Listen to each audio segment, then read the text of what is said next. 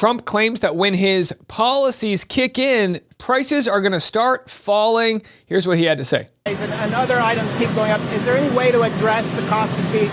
Once it kicks in, once our policies kick in, the price of beef will be going down, just like the price of eggs went down. Now, mind you, the price of eggs went down because we've recovered from, or at least starting to recover from, some of the issues evolving around bird flu. There was literally millions of chickens that were killed to stop the spread and all of that. So that led to a spike in eggs. That has nothing to do with the issues that tariffs bring and all of this. Yeah, the meat's expensive. Go buy a steak in a store right now and see how much it costs. So Trump goes on to say, well, gasoline's going to be, it's going to be free before you know it. It's going to be flowing down the streets. Now, he didn't say that, but, this idea that they aren't responsible for the economy is borderline laughable. Here's the vice president not taking any accountability for the economy. The president thinks that we have to make more of our own stuff. The economy shrank. First time in 3 years.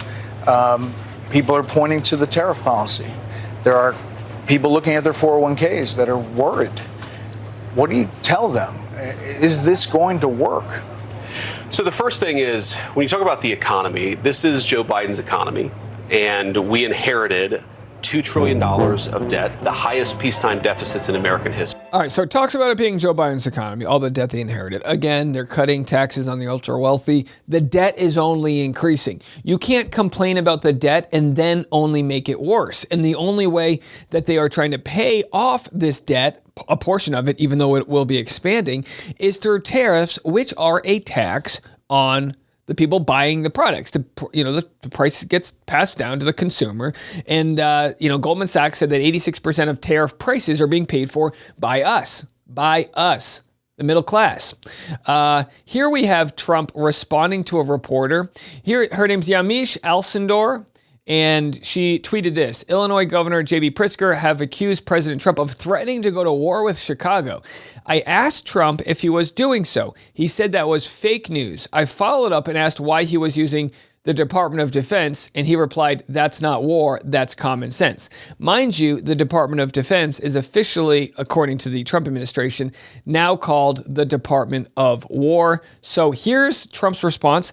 In past, first of all, this would have never happened, but in past realities, what Trump is about to say, you would think would be enough to disqualify someone from being president, the way he talks down this very well-respected reporter. It's fake news. When you say that, darling, that's fake news. Well, why would you use the Department of Defense? Listen, be quiet. Listen. You don't listen. You never listen. Telling a black reporter, who was Journalist of the Year in 2020, be quiet, listen. That's why you're second rate. We're not going to war. We're going to clean up our cities. We're going to clean them up so they don't kill 5 people every weekend. So he calls her second rate. This after posting this tweet. I love the smell of deportations in the morning. Chicago about to find out why it's called the Department of War. So he calls it Department of War. He threatens to bring in the National Guard from other states, I believe Louisiana, into Chicago. And now he's claiming it's not war. Well, if the Department of War is what's going to be used to F around and find out in Chicago, what are they? Are they there to scrub the sidewalks and peel off all of the gum? What are they there to do? And then, of course, Gavin Newsom responds to this and says, the President of the United States is deploying the military onto U.S. streets and using our troops like political pawns. In all caps, do not allow yourself to become numb to this. And again, this following last week where he bombed what they called a narco-terrorist boat, which many people think was a boat of 11 migrants, because most drug-running boats aren't filled with 11 people like it's a Carnival cruise.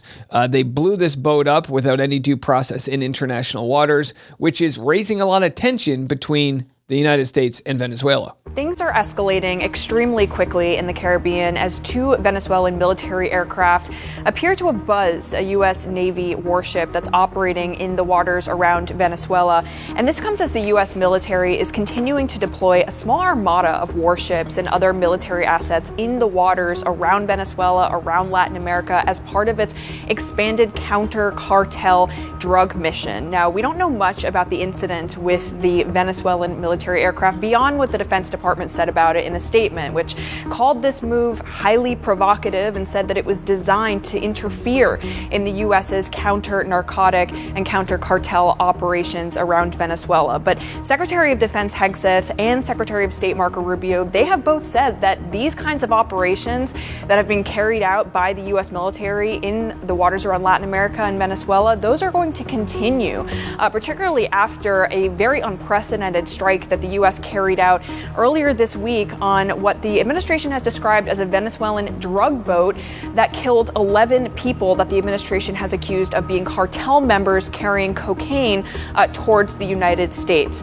Now, earlier this week, Maduro, who's the president of Venezuela, he also vowed to deploy troops more frequently and has even asked the people of Venezuela to join the military in larger numbers. All right, so this whole idea that Trump wants to be, the winner of the Pulitzer Peace Prize, what are we talking about?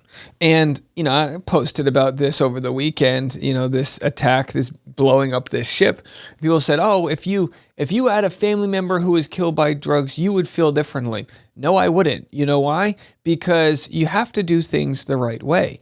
And it just seems as though it's blind faith that people have that the president is not lying about who's on these boats. I just don't believe it, nor should I. That's why we have the judicial system, so that you don't have to believe things, you can verify.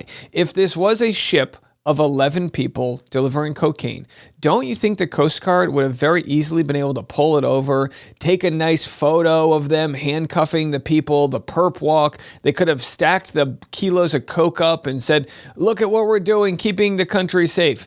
That's exactly what they would have done if that were the case. More likely, migrants, innocent people were killed by our government, by the Department of War. And war is what they're after. And these are the types of things they're hoping will change the conversation away from Epstein and all these other issues. We will walk and chew gum at the same time. We will continue to talk about the massive cover-up around Epstein and the files that have not been released yet. And we will talk about the lack of due process, the government trying to turn states against each other, in all of the bizarre activities that are going on. It's absolutely wild. Final story, we have a happy update. We covered it this morning. The two ladies that were heading to Nice, France, ended up in Tunis, Tunisia. Tunis, a city in Tunisia, is in North Africa, not in France. Well, after much ado, the internet went crazy. There it is, y'all. We made it. So there they are. They have made it from Tunisia to Nice.